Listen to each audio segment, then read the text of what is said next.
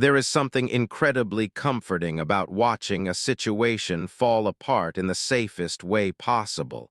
And that's exactly what Three's Company mastered. It takes a completely ordinary afternoon in a small Monica apartment and slowly, patiently turns it into a swirl of group anxiety where nobody actually knows what they're panicking about anymore, but everyone is definitely panicking.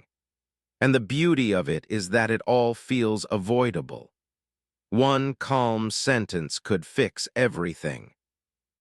One clear explanation would solve the problem. But that's not what happens, because this show understands something deeply human. Once anxiety enters a room, it multiplies. The episode I keep thinking about centers on something very simple. Has applied for a promotion at the flower shop where she works, and her boss is coming over to discuss it in a more relaxed setting. It's not a formal interview, it's just dinner, a polite conversation. Jack is thrilled because he loves cooking for guests, is excited because she hears promotion and imagines a celebration. The mood is hopeful, optimistic, a little nervous, but the good kind of nervous. Then Mr. Roper appears. He knocks on the door just as Jack is adjusting a sauce on the stove. He's holding a small toolbox and says he's there to check the plumbing because someone in the building complained about a leak.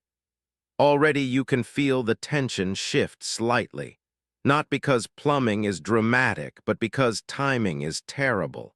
Doesn't want her boss walking into a half-repaired apartment. Jack doesn't want anything to look messy. Who hears leak immediately assumes something is wrong and gasps loudly. That gasp is the first domino. Roper narrows his eyes, not in suspicion exactly, but in curiosity. Why the gasp? Why the sudden stiff posture from all three roommates? He wasn't accusing anyone of anything. He just mentioned a leak. Jack laughs, a little too hard. He insists everything is fine. His voice goes up half an octave, and you can see the internal calculation on his face. He wants to be calm, but he's imagining the worst-case scenario. What if there is a leak? What if the boss arrives and sees Roper under the sink? What if this looks chaotic?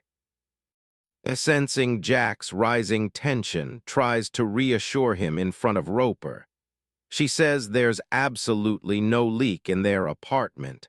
The problem must be somewhere else. But the way she says it, firm and fast, sounds like a denial rather than an observation. Roper tilts his head. Now everyone is watching everyone else's reactions. That's where Three's Company shines. The comedy doesn't come from a big misunderstanding yet. It comes from the collective overreaction. The group anxiety amplifies itself. Jack decides to help by offering to check the pipes himself. He crouches under the sink with dramatic seriousness, bumping his head lightly in the process. He insists he hears nothing, but he keeps adjusting his posture, shifting his weight, knocking the cabinet door slightly. The physical comedy builds quietly. He's trying to look competent, but he looks flustered. Leans down beside him, which only makes the space more cramped. She whispers loudly that she thinks she hears dripping. The whisper isn't quiet at all. It carries across the room. Roper hears it. Jack definitely hears it. And now Jack hears dripping too, even if it's not there. This is how group anxiety works. One person's doubt becomes everyone's doubt. Roper insists on taking a look himself.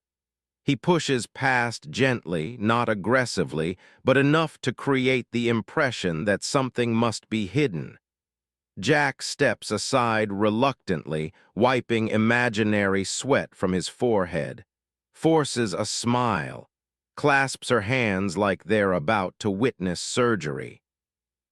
The sink is dry, completely dry, and yet nobody relaxes, because now they're embarrassed about overreacting, and embarrassment breeds more tension.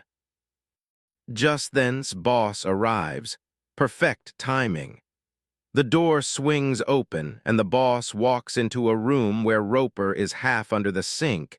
Jack is standing stiffly nearby and looks like she's waiting for an explosion. It's chaos without any real cause. The boss, who expected a friendly dinner, instead sees a landlord inspecting plumbing. And because humans instinctively fill in blanks with worst-case assumptions, she immediately wonders if living situation is unstable.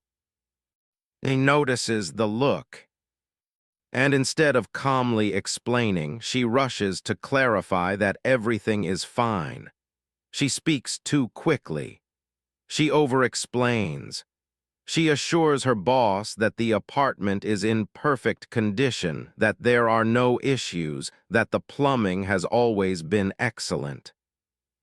Roper slowly stands up, brushing off his knees, and says something neutral about routine checks. But by this point, neutral sounds suspicious. Jack jumps in again. He describes the apartment as structurally magnificent, which is such an odd phrase that it sounds rehearsed. He gestures widely, knocking over a spoon in the process. The spoon clatters loudly, making everyone flinch. That flinch is the joke.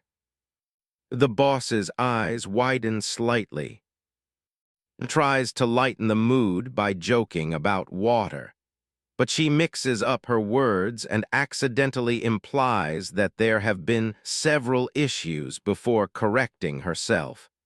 The correction makes it worse. Now the boss is not just mildly concerned. She's watching body language. And this is where timing becomes everything.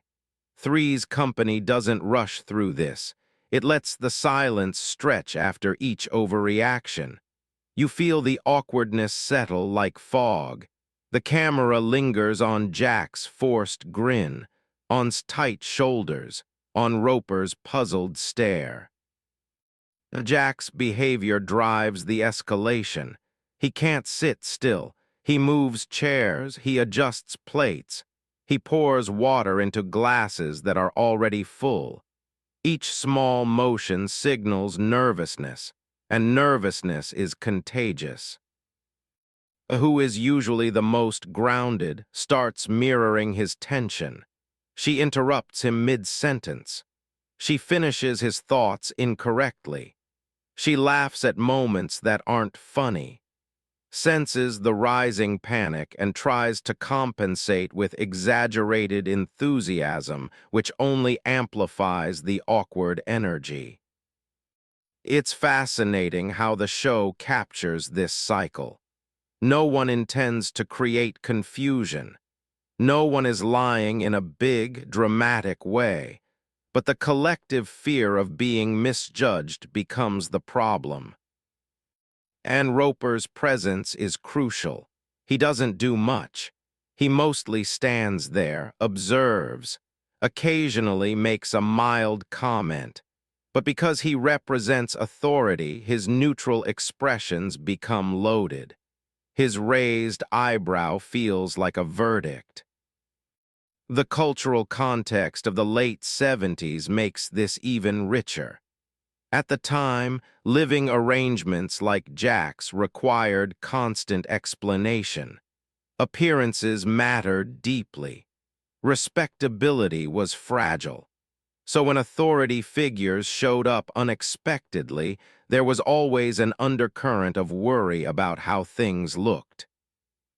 Three's company tapped into that social tension. and exaggerated it just enough to be hilarious.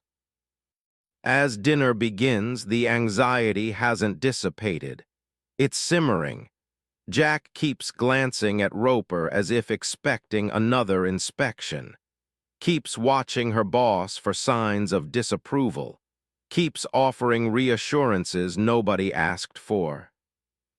Then someone mentions the word problem casually in conversation, not about the apartment, just in a general sense. But the word hangs in the air. Everyone freezes for a fraction of a second. That micropause is comedy gold. Jack immediately denies that there are any problems, denies it so forcefully that it sounds like there must be problems. The boss shifts in her chair. Roper crosses his arms, nods too vigorously.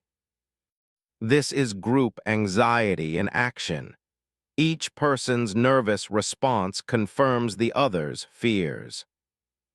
And what makes it so funny is how recognizable it is.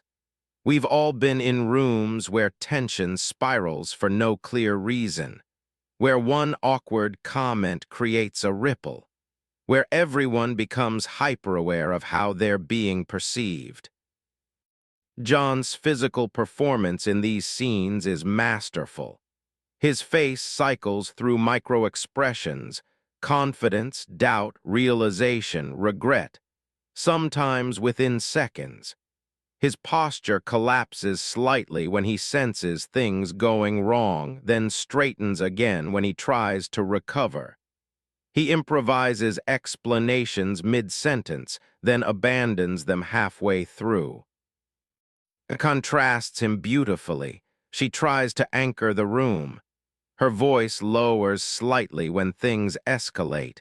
She uses logic, but even she gets pulled into the swirl. On the other hand, represents emotional transparency. She reacts big. She reacts visibly. And her sincerity, while sweet, makes subtlety impossible. By the end of the episode, the truth emerges in the most anticlimactic way possible. There was never a leak in their apartment. The complaint came from upstairs. Roper shrugs. The boss realizes the tension was misread. The problem dissolves. But the comedy was never about the plumbing. It was about how fear of judgment amplifies behavior, how one nervous glance can trigger a cascade, how group anxiety creates its own narrative. And that's why this kind of episode still works today. The specifics might feel retro, the fashion is dated, the hairstyles are unmistakably of their era, but the emotional rhythm, completely timeless. The Three's Company became so popular in its original run because it understood that social embarrassment is universal. It wrapped that embarrassment in bright sets, laugh tracks, and lovable characters. It made awkwardness safe. When you watch an episode like this, you're not laughing at disaster. You're laughing at overreaction. You're laughing at that familiar feeling of trying too hard to appear normal. And maybe that's why it holds up. Because even now, decades later, we still walk into rooms worried about how we're being perceived. We still misinterpret raised eyebrows. We still over-explain harmless things.